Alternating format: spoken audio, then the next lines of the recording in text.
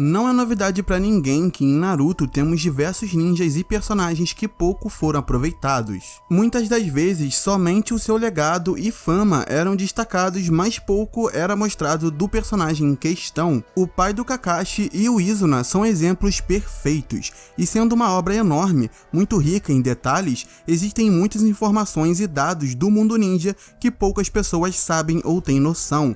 E nesse vídeo eu quero falar dos ninjas que foram esquecidos pelo Kishimoto, mas que são dois dos shinobis mais poderosos que provavelmente já apareceram na obra. E além disso, pode existir uma ligação entre eles que iria deixar ainda mais interessante se eles tivessem recebido algum tipo de destaque. Então, já se inscreva no canal para receber mais conteúdos como esse e deixe o like se você curtiu o vídeo. Mas agora chega de enrolação e vamos direto pro tema. O mundo ninja de Naruto possui 5 países e vilas ninjas principais, sendo elas o País do Fogo a primeira nação a adotar esse sistema e tendo Konohagakure como a sua aldeia ninja. Em seguida, o País do Vento, que tem Sunagakure como sua aldeia shinobi, o País da Água, que possui Kirigakure como sua vila ninja, o País Relâmpago, que tem Kumogakure como aldeia shinobi e por fim, o País da Terra, que possui o Hagakure como aldeia ninja da nação. Existem também muitos outros países e vilas ninjas, mas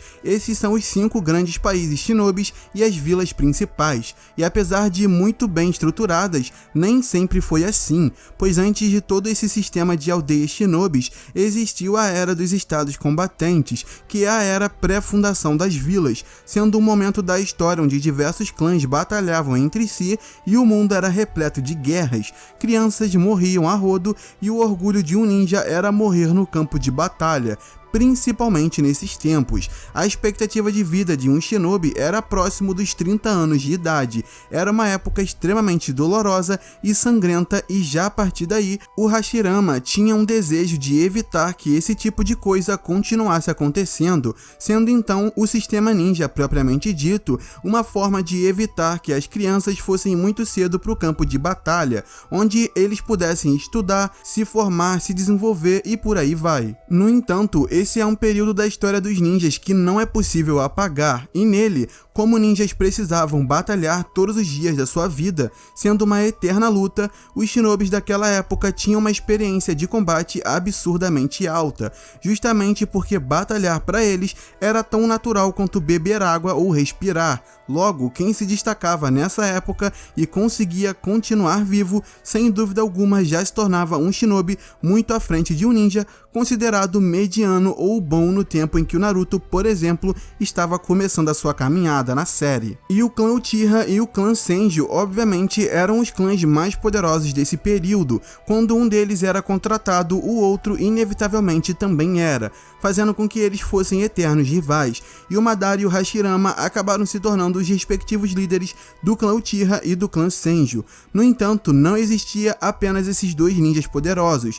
Do lado do clã Uchiha existia o Rikaku Uchiha, que apareceu pela primeira vez de relance no capítulo 398 do mangá, quando o Obito está explicando para o Sasuke a história dos dois clãs. E num primeiro momento pode parecer que ele era só um ninja qualquer, mas acontece que não, pois o terceiro databook dá mais informações sobre ele, destacando que Rikaku, ainda jovem, era conhecido como um dos mais poderosos do clã Uchiha, sendo também um bom líder. Como ele está em destaque quando o clã Uchiha é citado nesse capítulo, estando à frente de todos os outros, já é de se esperar que ele fosse bem forte, além do que, como comentei antes, a maioria dos ninjas morriam cedo nessa época, então quem conseguia se destacar e viver por mais tempo, no mínimo era acima da média, e para você ser um dos mais poderosos do clã Uchiha, que era o clã mais forte ao lado do clã Senju, não era pouca coisa. Principalmente sendo um bom líder como ele era, não dá para saber exatamente quando ele morreu, porém, fica claro que ele era uma das lideranças do clã, só que Madara e Izuna eventualmente se tornaram os líderes, e quando Rikaku aparece, representando o clã Uchiha num painel, o Madara logo aparece depois sendo descrito como um talento dentro do clã, bem jovem, dando a entender que eles viveram na mesma época. Dessa forma, Rikaku deveria ser um dos maiores aliados do Madara, já que obviamente ele não tinha só o Izuna para auxiliá-lo. Porém, a gente também não pode descartar a possibilidade dele ter morrido antes da época do Madara nascer ou antes do Madara ascender como líder. Também é uma possibilidade, no entanto, existe algo bem curioso que me faz acreditar que ele pode ter dividido a mesma época que o Madara. E agora que a gente vai falar da outra ninja, a Toka Senju, mas segurem aí porque ainda vamos falar do Hikaku. Toka Senju foi uma personagem que apareceu pela primeira vez no capítulo 399 do mangá, e no terceiro databook recebemos mais informações sobre ela, justamente do lado do Hikaku Uchiha. É dito que ela era bem próxima do Hashirama, e se a gente olhar o painel em que ela aparece no mangá, de um lado do Hashirama tá o Tobirama e do outro a Toka Senju. Logo, fica bem claro que ela e o Tobirama eram os maiores aliados do Hashirama. Continuando, é dito também no databook que o Genjutsu era o forte da Toka Senju, sendo conhecida em vários outros países por isso. Mano, naquela época era difícil você viver por bastante tempo. Shinobis habilidosos eram igual a ouro, principalmente vindo do clã mais poderoso ao lado dos Uchihas. Junte isso ao fato dos ninjas lutarem todos os dias nessa época e terem uma experiência de combate absurdamente alta, e vocês vão ver o nível que essa personagem deveria ter. Só que existe um detalhe ainda mais legal na Toka Senju que me chama a atenção. Galera, os Uchihas eram conhecidos principalmente pelo Sharingan, e o Genjutsu sempre foi um dos principais recursos do clã e desse doujutsu. Logo,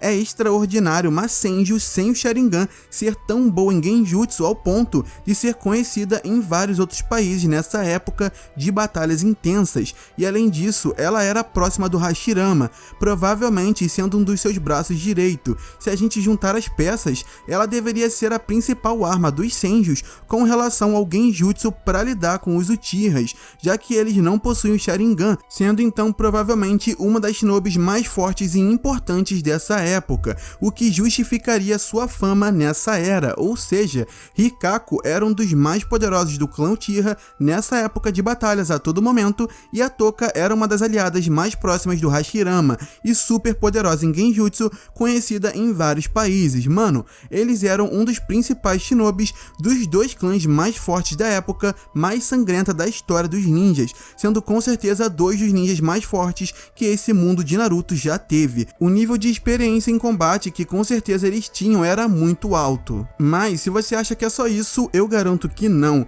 pois existe uma grande chance do Hikaku e da Toka Senju terem sido rivais. Vejam bem, além deles terem aparecido um do lado do outro no databook, os dois eram um dos mais poderosos do clã e tendo uma certa liderança, já que além do Hikaku ser descrito como um dos mais poderosos, ele também era um bom líder, e a Toka era aliada próxima do Hashirama, o líder do clã. Logo, existe uma grande chance desses dois personagens terem sido rivais, apoiando os dois ninjas mais fortes da época, Hashirama e Madara. E se isso for real, seria ainda mais interessante, pois a Toka era especialista em Genjutsu, e por mais que o Hikaku fosse um dos mais poderosos, esse embate deveria ser bem interessante. Mas é aquilo, não dá pra cravar que eles viveram na exata mesma época. É confirmado que a Toka viveu antes da fundação de Konoha pelo painel que ela aparece, e o Hashirama já tá adulto. Já quando o Hikaku aparece, fica subentendido que o Madara ainda era jovem, mas isso é só achismo,